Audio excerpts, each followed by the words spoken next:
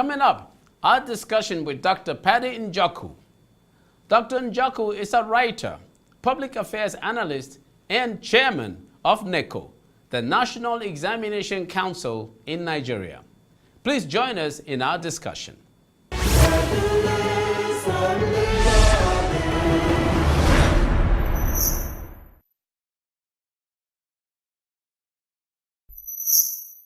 Okay, well, I want to thank you very much, for being in our studio. I'm going to start off with looking at you with a hat of chairman of NECO on your head.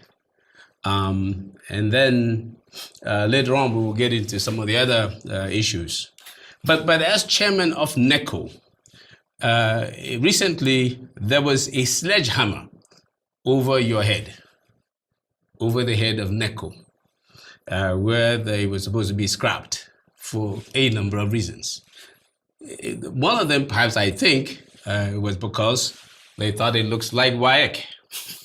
And so why have NECO when you also have WAEC? So question now is, since NECO has survived and is still there, what is the mandate? Why did it survive? What is NECO really supposed to do that WAEC is not doing? What's the mandate of NECO? Thank you very much.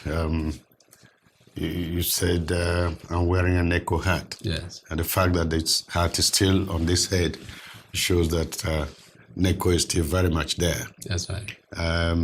I think there was a misunderstanding of the real import of the quintessence of NECO's existence. And there was that recommendation by the Steve Oronsaye Commission. I think when more understanding was given and more light was shed on the mission of NECO, government appreciated very much what NECO does. As you said, people thought NECO is like WAEC. To an extent, yes. NECO was set up after careful thought by the Nigerian government,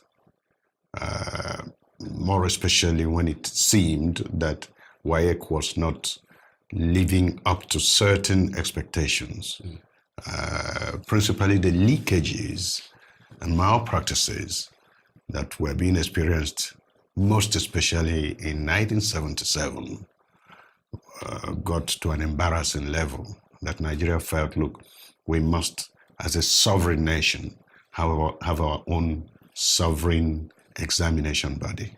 But I tell you one thing, even if that issue had not happened by then, by today, most people would have been clamoring for another examination body. Just to have a Nigerian thing?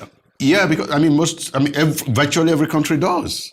In South Africa, for example, you have up to 8 examination bodies. Okay. It's just like you having one set of clothes because they fit very well. Someday you might need to change them because the occasion changes.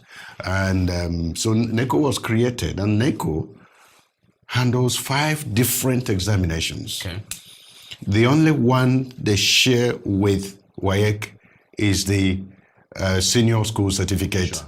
Internal and external. Okay. The rest, NECO has exclusivity over. Okay, that's a good point. Yes. Now, we hear of the exam mercenaries and cheats and all these things that have happened so much that there was a time when, if I would recall, if you were found cheating, they said you could get up to 21 years in jail. Yes. That was brought down to 5 years in jail. 5 years as imprisonment term. And then now I heard there's a 200,000 naira put on people's heads if they commit a violation in that regard. But question is, I've not seen that many people dragged to jail because they had cheated, taking their exams, or they had brought mercenaries. From what we understand, there's still a lot of cheating going on with our examinations across the country. Is that how we're going to continue, or is there anything that, say, in your particular position, you are doing to try to stop that? Sure, I can tell you last year's SSCE internal, which is the largest exam that takes about 1 point something million candidates. Yes. We did it, and there was 0.8% malpractice. Okay. 0.8 malpractice. And this malpractice, when you categorize the malpractices, you now see the different things.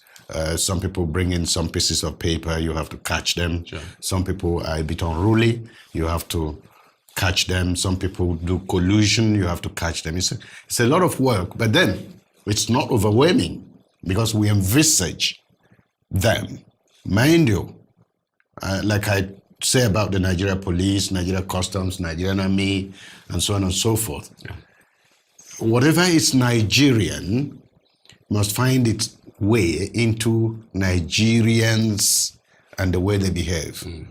Unfortunately, there has been so much values and moral erosion in the entire Nigerian polity society, yes. and society that it has now entered every facet of Nigerian life. But we are committed as an examination body to upholding the sanctity of the examination process. And therefore, our primary commitment is zero tolerance, even if the outer society tolerates it. Yeah. The law you were talking about, for example, can give the candidates the option of fine, but their parents, no option. They must go to prison if we see them colluding, because we think... If you see the parents colluding. Yeah. Because, some parents may want to buy marks or buy grades and so on and so forth. So such people, you get them, they have no option of fine. And you did mention that convictions have been rather slow, but I want to also tell you that some people are in prison right now for committing those offenses. Okay, now that's looking at the sanction side. Now looking at the sort of a more proactive side, our educational system, given your experience, your stature, your commitment to Nigeria and all of that, I'm sure you're looking at the educational situation in Nigeria. Sure. Our standards, are they good enough for Nigeria to count on in looking to have strong, sustained, inclusive economic growth going forward? Are our standards good enough to generate the skill sets that are needed to grow our economy in a manner that a lot of people are involved in that growth process? That is the primary concern we have now. The standards are not what you, for example, experienced. They are not what I experienced. There's a gradual watering down. And I think that principally this is because when I went to school, teaching was not a job. It was a vocation. Yes. The teacher, the teachers had passion. They had passion. Yes. They had passion in transforming minds, in opening up minds. Absolutely. And teachers were role models. I wanted to be like my teacher. Yes. That was the greatest man. Did you watch the film, the television series they used to call The Village Headmaster? I heard of it. I was out of the country. Okay, you were out of the country. Now, the import of that is that the village headmaster was the most important person. So if the Oba wanted to take a decision, he had to run it first through the village headmaster to get his input. Absolutely. So this is how we grew up. And the teacher was respected himself very well. In fact, in some of the schools I passed through, it was an offense for an unmarried teacher to carry a woman on his bicycle because their bicycles, because of style, had no carriages behind. Yes. So I mean, it was. You had to bestride. Yeah, you had to bestride the thing, and so if the Reverend Father saw you, you would lose your position as a teacher, because as a teacher, you're a role model in society. This is where we were coming from. Yes. Today, now, what caused the denudation? The denudation is it started with the Nigerian society. Okay. I tell you, sometime in 1966, a young soldier left his house at night and came back in the morning as His Excellency. Okay? That was impunity enthroned. Okay. He then tore the Constitution, threw it aside, and said, right now you address me as His Excellency, and whatever I say is law. He made his decrees, whether you like it or not. This entered the psyche of the average Nigerian, and you can see that there was a lot of mutation. You saw that, okay, if Njoku had done this and succeeded, why not back all? Then the next day you push me out. And mind you, these military coups to me are armed robbery.